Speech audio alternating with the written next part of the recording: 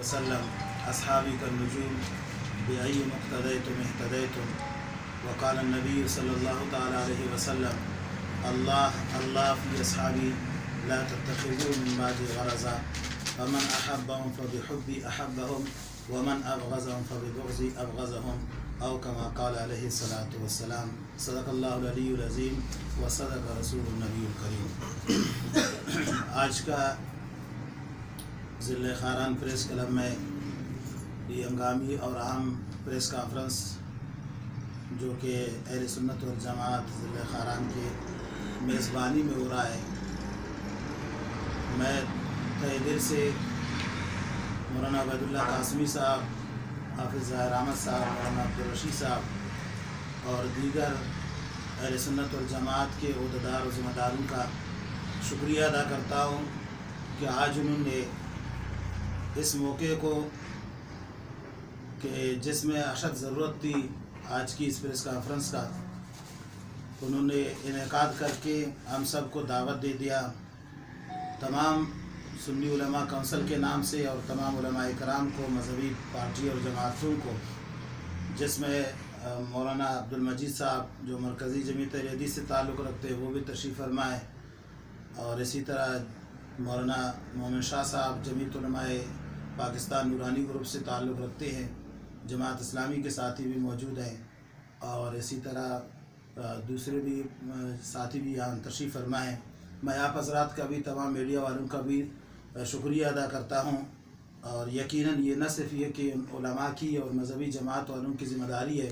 बल्कि पाकिस्तान के शहरी और पाकिस्तान में बसने वाले पाकिस्तानी की ज़िम्मेदारी बनती है कि वो इस जैसे अहम और संगीन मसाइल पर आवाज़ उठाकर और इनको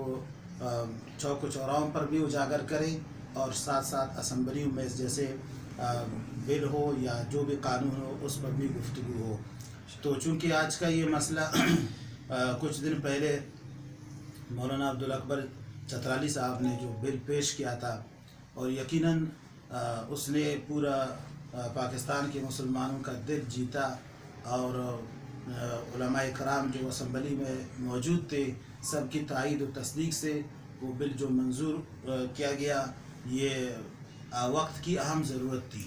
ज़रूरत इस वजह से थी कि हम देख रहे हैं पाकिस्तान में आए रोज़ फ़िरक़ावाराना फ़सादात होते हैं, मुख्तलिफ़ नामों से और मुख्तलिफ़ सूरतों से फ़िरक़ावाराना फ़सादात का बुनियाद बनाकर मजहबी जो इख्तिलाफ़ात है उसको कि शिया सुन्नियों पर हमला कर रहे हैं या सुन्नी शियों पर हमला कर रहे हैं। और आज का ये जो बिल था, इस बिल के ज़रिए से हम यही समझते हैं कि इंशाअल्लाह इससे फिर कवारियत ख़त्म हो जाती है, और इसमें पाकिस्तान के अंदर जो मुख्तलिफ़ किस्म के मुहर्रम में या किसी और मौके पर जो फसादात होते हैं उसका सद्दबाब इस बिल के ज़रिए से हो जाता था। ये बिल कुरान सुन्नत की आइन मुताबिक है। हम 1973 में जब पाकिस्तान में आइन पास हुआ और उस आइन में ये लिखा हुआ है कि यहाँ पर जो कानून साजी होगा वो कानून साजी आइन कुरान सुन्नत के मुताबिक होगा। कोई ऐसा कानून पाकिस्तान में न पास होगा न कोई पेश कर सकता है जो कुरान सुन्नत के मुतज़ाद और मुनाफी हो। तो आज का भी ये जो बिल था, जैसे साथी ने कहा कि पहले नामूस रिसालत पर बिल पास किया गया, अब नामूस सहाबा और अहले बैत के नाम से जो बिल पेश किया गया था, ये भी आइन हमारे आइन और पाकिस्तान के आइन के मुताबिक है। जब एक चीज़ पाकिस्तान के आइन के मुताबिक हो तो उस पर हर शहरी आवाज़ उठा सकता है, हर शहरी उस पर बात भी कर सकता है बहैसियत पाकिस्तानी। तो हम इस प्रेस कॉन्फ्रेंस के ज़रिए से मौलाना अब्दुल अकबर चतराली साहब को भी, और इसी तरह जितने भी नेशनल असम्बली के मेंबर हैं, चाहे जिस पार्टी से ताल्लुक़ रखते हैं, यकीनन ये बिल का पास होना सबकी तायीद और सबकी मुशावरत से हुई है। एक फ़र्द उसको न पास कर सकता है, न यकीनी का बात है कि वो तो ठीक है अपने जज्बात का इज़हार तो कर सकता है, बिल को उस पर आवाज़ उठा तो सकता है, लेकिन उसका पास होने के लिए जो तादाद की ज़रूरत होती है, नंबर की ज़रूरत होती है, उसमें तमाम पार्टियों की तायीद और तमाम पार्टियों की हिमायत उसको हासिल था। और उसके बाद बिल के बाद जब पाकिस्तान में लाजमी बात है जो इस बिल की वजह से जिसको तकलीफ़ पहुँचती है और जिस पार्टी को या जिन अशख़ास को कि वो चाहते हैं पाकिस्तान में फ़िरक़ावारियत बढ़ते रहें, आगे जाते रहें, वो ये नहीं चाहते कि पाकिस्तान में अमन और आशनगी का ज़िंदगी हो, तो تو اس لیے ان کو تکلیف ہوئی. جب उनको تکلیف ہو جاتی ہے تو اس طرح کے شوشات اور اس طرح کے یعنی اختلافات اور اسی طرح پروپیگنڈا وہ اٹھاتے ہیں، اور اس کے لیے پھر شاید کہ ہو سکتا ہے وہ اپنے طرف سے کوئی جلوس یا کوئی ریلی اس بل کے خلاف نکالنے. لیکن جب سے یہ بل پاس ہو گیا اس کے بعد علماء اکرام نے کراچی میں بھی علامہ اورنگزیب فاروقی صاحب کی صدارت میں جو پورا آل پارٹیز کا اور تمام مذہبی جماعتوں کا میٹنگ ہو گیا تھا، اس میں مشاورت ہو گئی تھی. پورا انہوں نے گویا کہ ایک بیانیہ پاکستان میں جاری کر دیا اور ایک لائحہ عمل آئندہ کا طے کر دیا. اور اسی طرح ایک دو دن پہلے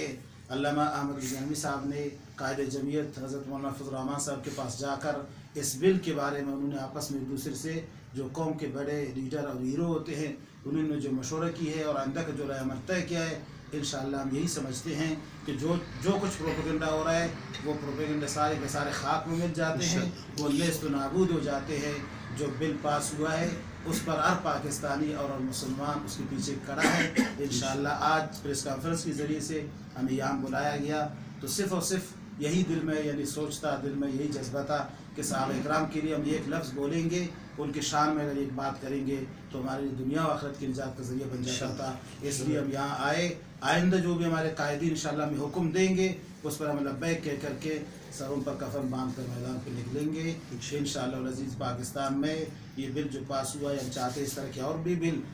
پاس ہو جائیں کہ پاکستان اسلام کے نام پر بنا.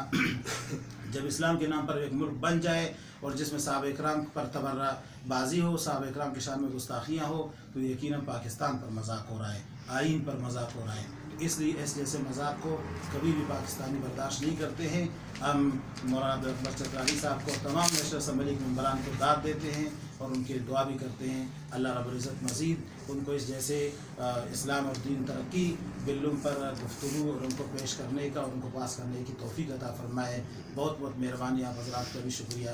ابھی گزارش ہے سید